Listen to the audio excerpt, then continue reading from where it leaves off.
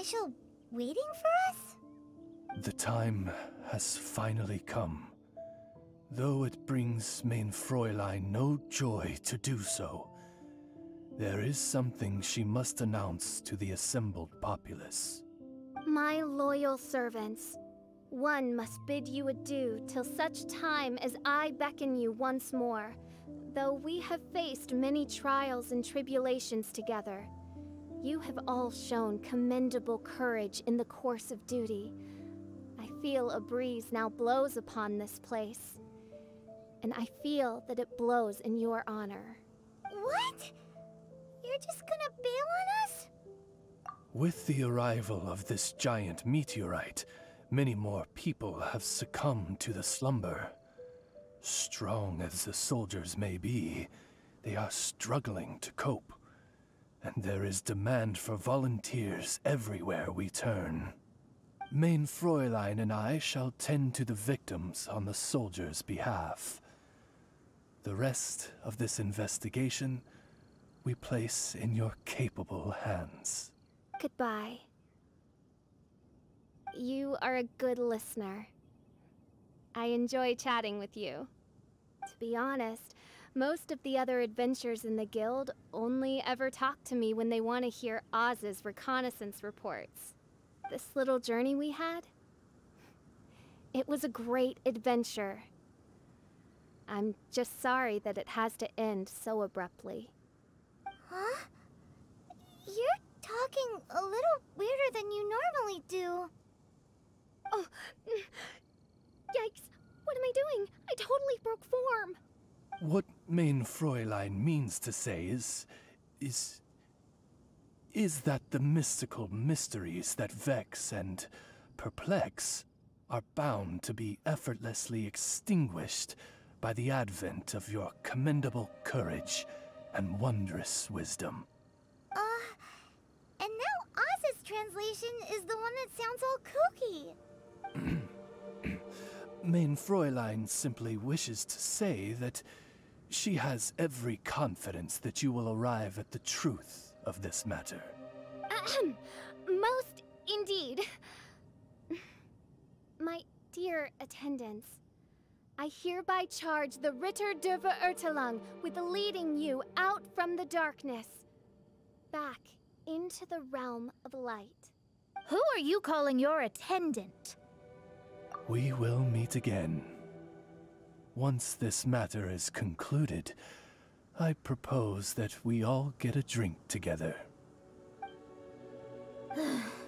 Well, now we're 2 people short. But let's not get hung up about that. The good news is I found something else out. I shaved some dust off the meteorite and used it to do another reading. It was actually really effective. These rocks have been around for hundreds, maybe even thousands of years. Leonard must have lived a very long time ago. The meteorites carry his will and can pass it on to others. In other words, centuries on from Leonard's life, and the strength of his will is not diminished one bit. A guy from the distant past with a burning ambition to scale the highest mountain. I'd be willing to bet that he was an adventurer. Just like you. An adventurer? That does explain his obsession with mountain climbing. Our approach so far has been too passive, and time has been against us every step of the way. We need to change our strategy, and we need to attack this problem at its source. Paimon agrees. From now on, we need to put Leonard at the center of everything we do. Yes, because if the meteorites carry Leonard's will with them, then it's precisely as Fischl said. The rocks are, in a sense, a curse.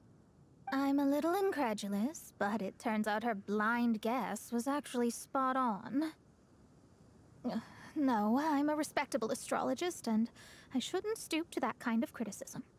Anyway, all we need to do now is remove the curse. Okie dokie. Since we've got a historical adventurer on our hands, Paimon thinks we should pay a visit to the Adventurers Guild.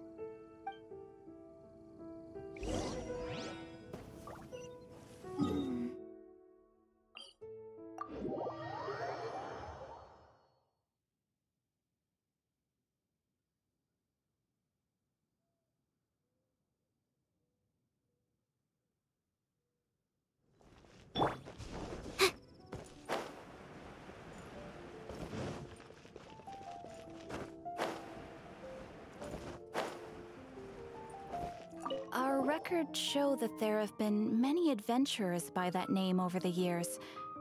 It is impossible to know which one you refer to.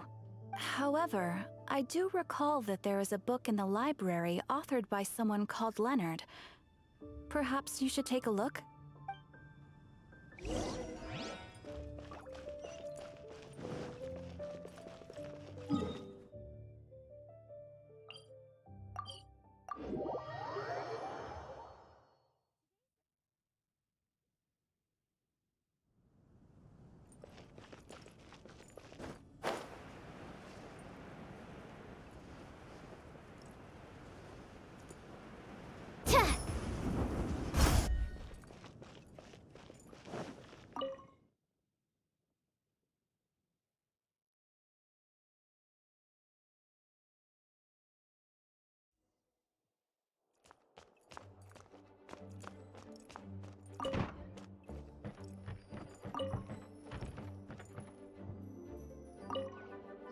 Author Leonard.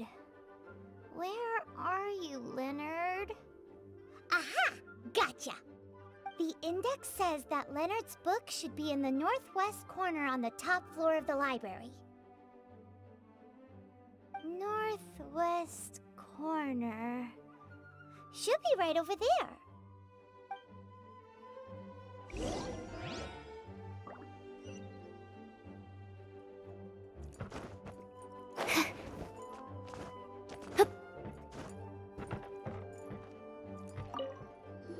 Found it! Of Mountains and Seas, a guide for adventurers written by Leonard.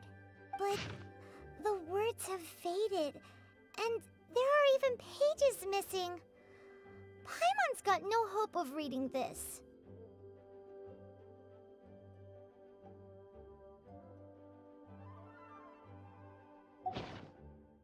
Darn. Maybe we're just wasting our time on this one. Oh, right! Yeah, Mona! She might have a better idea.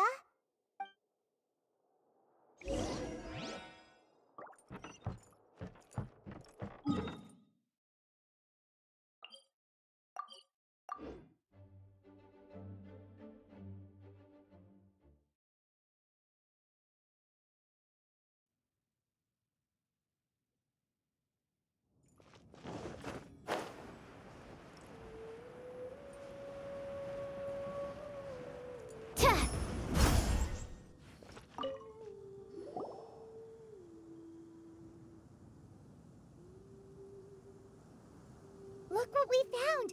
Leonard wrote a book! Ooh, let me see.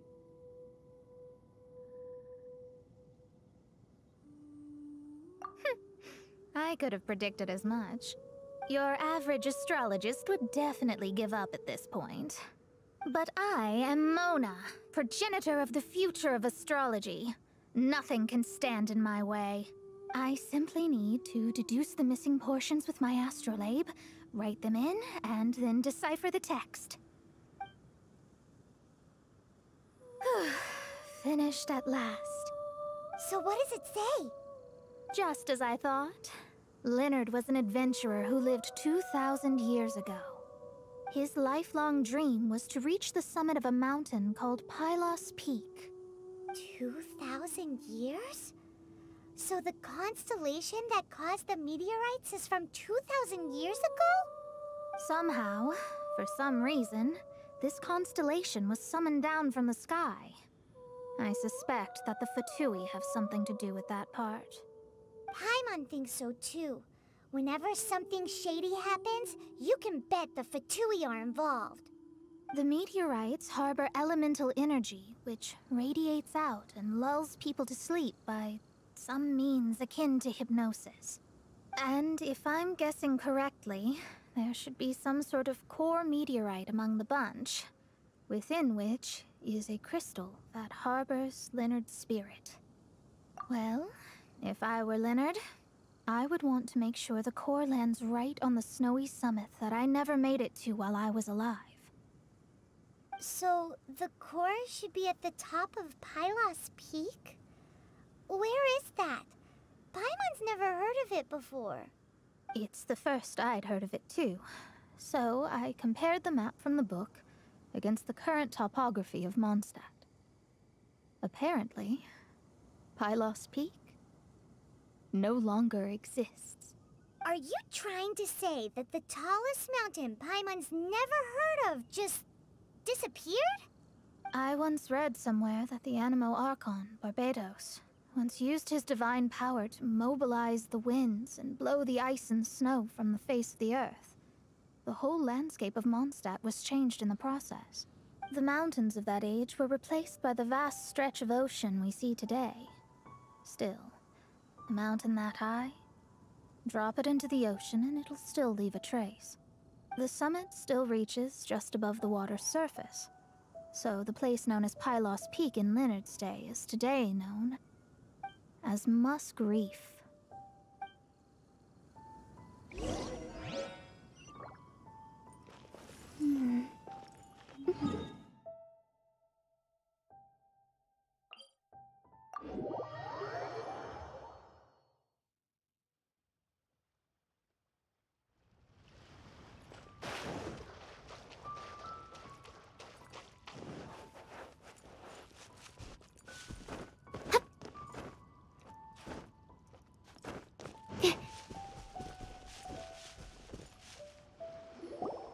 Oh, so this is Pylos Peak. Not much to show for itself now, eh? Looks like someone beat us here. Is this like a popular tourist spot, or... Ah, it's you! Huh? You again. Look at the state he's in. Was he in that dream just now? He managed to extricate himself from the dream on his own strength? How is that possible? Just because you are powerless to do something does not mean that I am. You're too late anyway. I finished my research.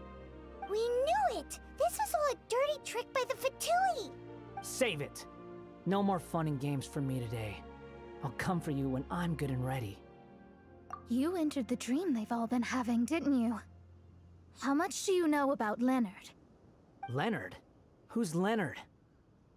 Whatever. I have bigger fish to fry. I've discovered something far more important. And far more terrifying. What? The stars. The sky. It's all a gigantic hoax. A lie. The stars are a lie. What are you talking about? Is this some kind of astrological debate between you and Mona? Because if so, surely you can come up with a better argument than the stars are a lie. Seriously, who's gonna fall for that one when you can just lift your head up at night and see them up there twinkling away? Oh, you are so naive, it kills me. Still, can't really blame you. After all, I used to believe the same thing myself. Up until a few moments ago, that is. A few moments ago? You mean... Look, I really don't have the time to do this right now. What was the Jester thinking? He must have had some inkling of what we might discover on this mission. Would it really have been so difficult to give me a little forewarning? Or maybe he just wanted to give me a fright. Time for me to go out and find the truth. So long, suckers. Oh, can you believe that guy? He calls us suckers and then he just trots off. No one disrespects me. No one! Ugh. Time to show them what you get when you cross world-class genius with pure, unadulterated rage.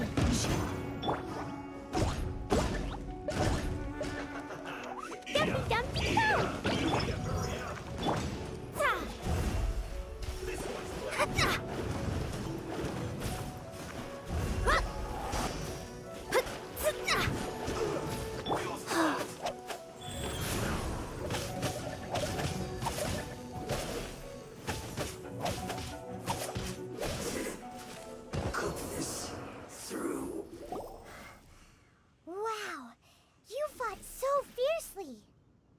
told you. That's what happens when you disrespect me. You bet I am. Paimon, you agree too, right? Did I show those Fatui who's boss or what? Sure did. Without you here, those guys would have caused us a whole lot more trouble. See? How do you like that, Harbinger? Scumbag. He seemed genuinely shaken, though. I don't think he was lying. I was always taught to talk about the false sky during astrological readings. Could there be more to such phrases than I have been led to believe? I digress. Come on, let's finish the job we came to do.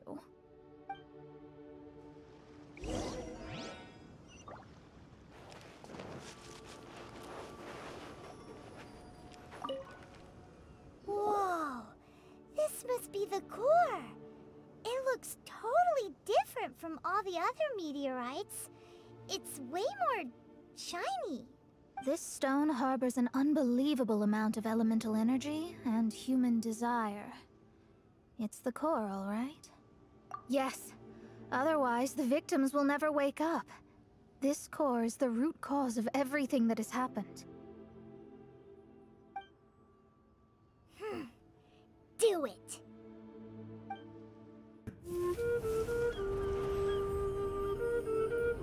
With ropes, we can scale mountains. With boats, we can sail the seas. By age 40, I had conquered every last domain. Pylos Peak alone defeated me. As an adventurer, and well, maybe in other ways too. Now, I am approaching the end of my life. Many times I have sat and stared up at that peak as the boundless snow slowly engulfed me. It is a beast without weakness, the merciless face of the world. It fills me with fear. And when an adventurer loses courage, they can no longer climb mountains. My mountaineering days may be over, but I have a greater ambition now. Humans create tools to conquer nature, and when nature conquers them in return, they create better tools. Where our legs cannot take us, maybe our tools can. And when tools fail us, perhaps wings can carry us instead. My dear friend, I leave you my designs for the wings of incompletion. Against the unknown, humanity stands as one. To be alive is to seek, to set foot in every place that the eye can see. I have little time remaining, though the wind has not yet come for my soul. But between us and your children, students, and friends, I believe that someone will reach that place at last.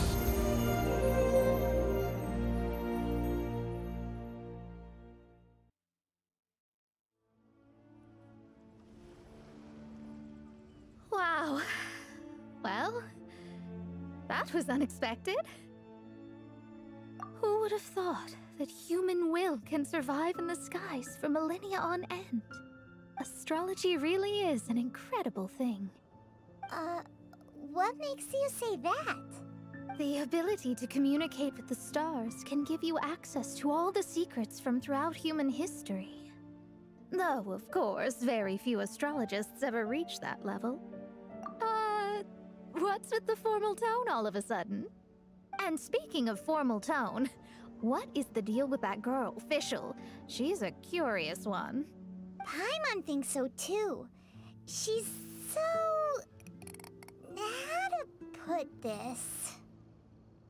Yeah. Although, if you think about it, seems she was right all along. Is she one of these people who uses the wrong method but still gets the right answer? You may well be right. Even so, Paimon thinks that the most surprising thing of all was how Pylos Peak turned into a teeny tiny little island. A mountain of yesteryear now sits as an island in the sea. Almost anyone from Mondstadt could reach it now, just by jumping in a boat. In other words, everyone can climb Pylos Peak now. Do you think Leonard would be happy about it? The situation with Pylos Peak might be a bit of a shock.